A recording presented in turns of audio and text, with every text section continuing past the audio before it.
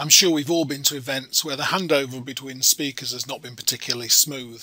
What typically happens is that the following speaker looks on the desktop for their slides, finds them, but we've all been watching, opens them, which means we all get a preview of what he's about to show us, and then eventually starts the show.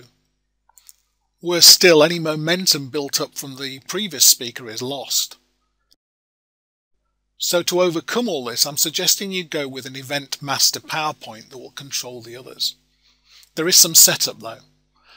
So my suggestion is that you put all the presentations for one event in a particular directory.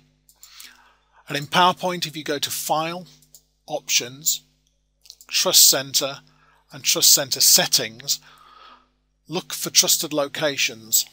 These are locations that PowerPoint will trust, and you can put your presentations in there with impunity and it won't ask you any questions while you're running shows. This applies to PowerPoint 2007 and 2010, by the way. If your location isn't in there, add it and tell it to add subdirectories as well. There's a good chance you'll need to restart PowerPoint to ensure that the location is trusted. Once you've got your trusted location sorted, you can then go about the business of designing your slide, your master presentation. In my case, it's just going to be one slide, a photographic tour of Sheffield with a backdrop, some photos of the speakers, and also these boxes that will tell us about each topic. The boxes are quite interesting though. If you choose Insert and a Shape, you can look for action buttons, and the final one is a custom button which just gives you a rectangle. You can type in that rectangle to give you some text, and of course because it's a rectangle you can colour it and add lines and effects to it. The real magic though is when you select it. You can choose Hyperlink and it asks you what you want to hyperlink to. I don't want it to be anything in my slideshow, I want it to be that PowerPoint presentation.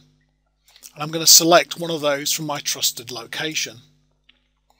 When that show starts, I want it to start at the first slide. So there's not much else to do. Let's start the show. I introduce speaker number 1 and all I need to do is click. I'm right into their show. They can carry on, go to the end. When the show finishes, it takes me back to my main event PowerPoint. Not only does it look slicker, it preserves any momentum we build up during the shows. Thank you for your time.